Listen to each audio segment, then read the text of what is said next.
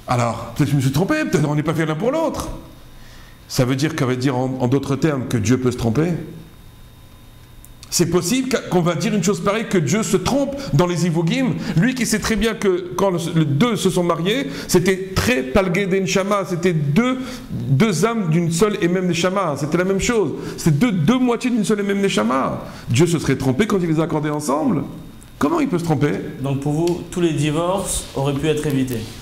Tous les divorces peuvent être évités, c'est évident. Parce que si on a travaillé la Emouna, d'être Mekabel et Takol Be'ava, accepter tout avec amour. Faut tout. Si Hachem t'envoie quelque chose, pourquoi quand quelqu'un gagne au loto, il dit pas ouais Hachem, pourquoi tu m'as fait gagner au loto? Personne ne dira un truc pareil. Parce que ça correspond à ce que nous on veut. Mais quand ça ne correspond pas à ce que nous on veut, automatiquement on dit non, non, non, Hachem, c'est pas bien ce que tu m'as fait. Ça veut dire que notre Emouna, elle est partiale, elle n'est pas bonne, c'est pas une vraie Emouna que nous avons. On a la Emouna quand ça marche bien, quand ça marche pas bien, on n'a pas la Emouna. On n'arrive pas à croire que lorsque ma femme me crie dessus ou que lorsque le mari crie sur sa femme, que c'est pour notre bien, qu'il faut accepter ça avec amour, comme il a fait David, le roi David lui-même. Qu'est-ce qu'il a fait? Il a dit laissez-le me maudire. Qui Hachem Amarlo, car c'est Dieu qui lui a dit. Est-ce que quelqu'un pourrait maudire un autre si Dieu ne lui donnait pas l'autorisation? Est-ce qu'un arabe pourrait réaliser un attentat à Jérusalem si Dieu ne lui avait pas donné l'autorisation? Est-ce que le temple aurait pu brûler si Dieu n'avait pas donné l'autorisation à Nabucodonosor? Même pas en rêve, mais il n'aurait rien pu faire. Donc si la chose se réalise, et même qu'elle est contre ma volonté, mais c'est parce que dedans il y a le ratson, il y a la volonté de Dieu à l'intérieur. Je vous dis franchement, quand je vous écoute, c'est très idyllique, c'est merveilleux. Mais au jour le jour, à chaque fois se rappeler que finalement, tout ce qui se passe, les tensions, c'est à cause de soi-même, vous avez bien un moyen de nous aider pour pouvoir se rappeler cette Emouna. C'est très dur, on va dire, au jour le jour. Le type rentre tous les soirs chez lui, il se fait engueuler par exemple. Quels sont les... C'est très facile. La première chose qu'il faut faire, si jamais il y a de tels problèmes dans le couple, se dire qu'on est soi-même fautif. Soi-même, ça peut être moi le mari, ça peut être moi la femme. On s'en fout. On n'est pas là pour dire qu'il y en a un mieux que l'autre. Il faut se dire que c'est moi le fautif. Prendre d'abord sur soi. Ah, il se conduit mal. Ah, il se conduit mal. Ah, il parle mal. Ok, ça l'air. Imagine que c'est toi le fautif maintenant. Toi déjà fais ton travail. C'est quoi ton travail? Commence à faire tchouva. C'est quoi faire tchouva? Ribodo Shalom. Qu'est-ce que ça veut dire faire tchouva? Faire tchouva, ça veut dire, comme on le fait à Yom Kippour, c'est faire le vidouille. Qu'est-ce qu'on fait à Yom Kippour? On dit Khatat, Yavit, etc. Mais qu'est-ce qu'on est en train de dire exactement? On est en train de dire à Hachem, pardon pour telle faute, pardon pour telle faute, pardon pour telle faute. Qu'est-ce qu'on doit faire quand on fait tchouva? On doit prendre conscience des avérotes qu'on a pu faire. Peut-être aussi c'est moi qui l'ai invectivé ma femme. Peut-être aussi c'est moi qui lui a parlé, qui lui a mal parlé. Peut-être que c'est une réaction envers moi et que Kadosh Baruch Hu, il n'est pas mochel, il ne pardonne pas le mal que l'on fait à autrui. Comme c'est marqué, Sharim shel atfilot ninalu, aval sharim shel onaa lo ninalu. Les portes de la prière ont été fermées, mais les portes de celui à qui on a fait tort ne sont pas fermées. Ça veut dire que lorsque quelqu'un à qui on a causé du tort, on lui a fait mal, on l'a blessé, cette personne-là lève les yeux vers Akadosh Baruch Hu, il faut comprendre qu'après on a comme une épée de Damoclès sur notre tête, qu'après il nous arrive des histoires dans notre vie, on ne comprend pas d'où ça vient. Le problème, c'est parce qu'on a fait du mal. Et quand on a dit tout à l'heure, on a dit dans le shiur précédent, ou dans je ne sais plus lequel, que Ve'afta l'erecha kamocha, aimer son prochain comme soi-même, c'est d'abord, il disait le Chazonish, ne pas le blesser, ne pas lui faire du mal. Donc lorsqu'on a fait du mal à quelqu'un, on a mal parlé à quelqu'un, il faut savoir que Sharim Shelan Onaa Loninalu, les portes de celui à qui on a fait du tort ne sont pas fermées.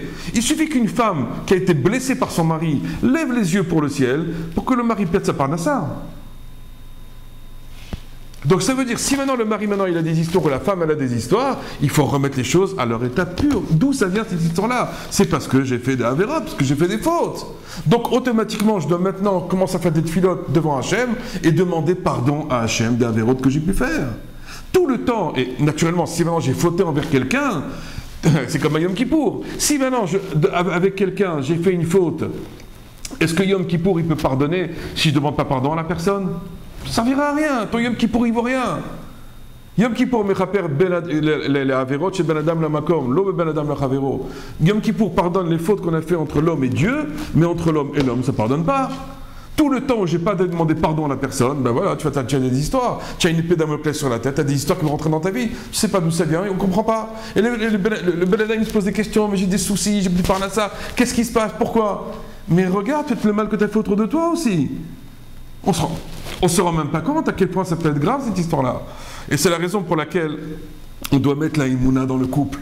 Que tout ce qui se passe dans le couple, c'est parce que c'est moi qui ai initié, moi la femme ou l'homme, c'est moi qui ai initié la chose. Donc je dois mettre la Emouna dans mon Shalom Bayit. S'il n'y a pas de Emouna dans le Shalom Bayit, on ne peut pas arriver au Shalom Bayit. C'est impossible. C'est impossible. Et surtout, que si mettre la Emouna dans ce cas-là, mettre et mekabel et akol be'ahava, accepter tout avec amour. Lorsque j'accepte tout avec amour, je suis en train de remettre à Dieu sa véritable place dans le foyer. Et je me dis, bon, c'est Hachem qui veut comme ça, c'est son ratson, et Bezrat Hachem, je vais réparer, je vais demander pardon, je vais lui demander pardon à elle ou à lui, je vais demander pardon aux gens à qui j'ai fait du mal, je vais faire tchouva. Je vais changer mon comportement. Mais tout le temps, il n'y a pas de changement de comportement. Alors, comme on l'a dit tout à l'heure, les décrets prennent n'importe quelle forme, et là, effectivement, ça peut prendre une tournure qui peut être des fois très délicate, qui fait très mal. C'est ça ce qu'on veut dire. Donc, entre guillemets, s'effacer face à son conjoint dans un cas de dispute. C'est obligatoire, c'est obligatoire, c'est obligatoire. De la même manière que je dois m'effacer par rapport à un étranger, je dois faire attention par rapport à un étranger, comment je lui parle, comment je me conduis avec lui, mais 1000 fois plus forte raison envers mon conjoint. Si déjà un étranger, la Torah elle a dit tellement de choses par rapport à lui, combien il faut faire attention à son kavod, comment il faut faire attention à comment je lui parle, ne pas le blesser, etc. Mais celui qui est la moitié de ma neshama, je la laisse comme ça, en train de pleurer, en train de souffrir, en fin de compte, on est en train de se blesser, de se couper soi-même, puisque c'est moi, c'est elle, c'est moi, et lui, c'est moi. Donc c'est un peu les numéros du loto que vous venez de nous donner. La réussite, le bonheur et la parnassa quand... Mais bien sûr, absolument. On arrive à tout résoudre lorsqu'on met la Emouna dans le couple. Absolument tout.